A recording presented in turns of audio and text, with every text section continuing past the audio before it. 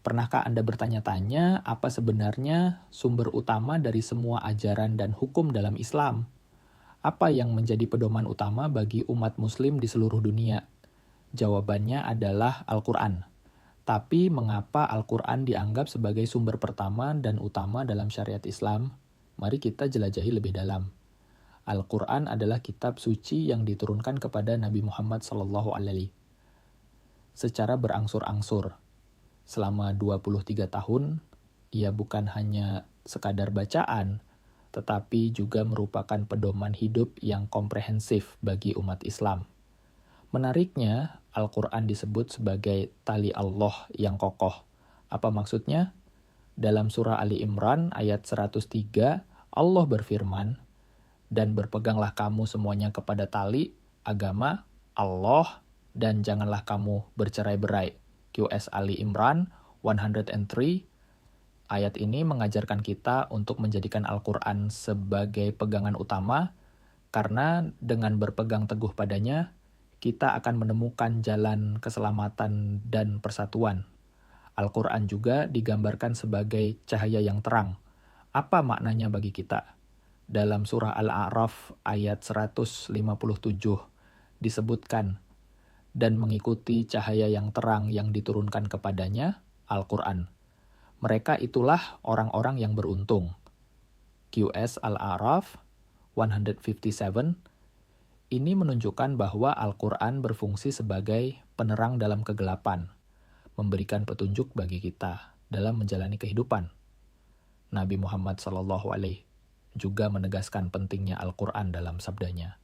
Kutinggalkan kalian dua perkara, yang mana kalian tidak akan tersesat selagi masih berpegang teguh padanya, yaitu Al-Quran dan hadits. Hadits ini menegaskan bahwa Al-Quran bersama dengan sunnah Nabi adalah pedoman utama yang harus kita ikuti untuk tetap berada di jalan yang benar.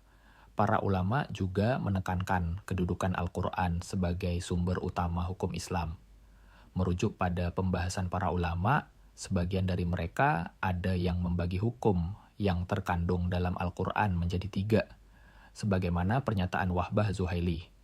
Di dalam kitab Ushul al-Fiqh al-Islami'i, A.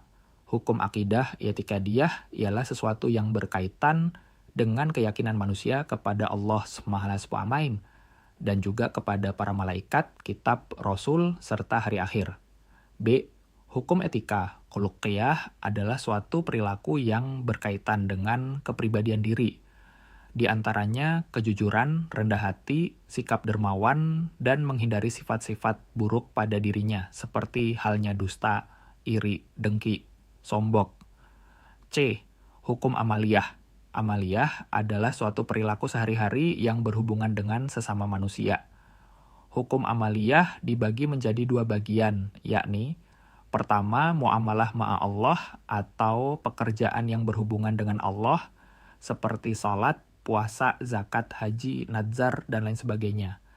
Kedua, muamalah ma'an naas atau pekerjaan yang berhubungan langsung dengan manusia baik secara pribadi maupun kelompok.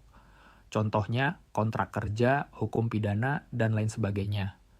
Sebagian dari ulama sepakat dengan pembagian hukum Al-Quran tersebut, namun tidak berdasarkan pembagian yang sudah ada, melainkan dengan 3 bagian lain, yaitu tauhid, tazkir, dan hukum.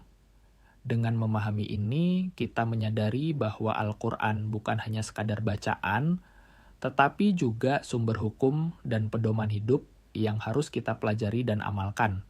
Tahukah Anda berapa banyak ayat dalam Al-Quran yang berkaitan dengan hukum-hukum fiqih? Para ulama tidak ada kata sepakat mengenai jumlah ayat-ayat ahkam dalam Al-Quran. Hal itu tergantung kepada cara pandang mereka terhadap struktur dan kandungan ayat tersebut. Al-Ghazali, Ar-Razi, dan Ibnu Qudamah mereka menyatakan bahwa ayat ahkam dalam Al-Quran berjumlah 500 ayat, sementara Abdul Wahhab Khalaf hanya menyebutkan 368 ayat saja.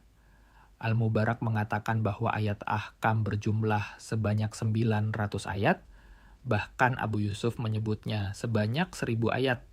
Terlepas dari perbedaan pendapat tersebut di atas, yang pasti para ulama sepakat bahwa Al-Quran adalah sumber dari segala sumber hukum dalam Islam yang dalam implementasinya dibutuhkan suatu penafsiran. Dan juga hal ini menunjukkan betapa kayanya Al-Quran dengan petunjuk hukum bagi kehidupan kita.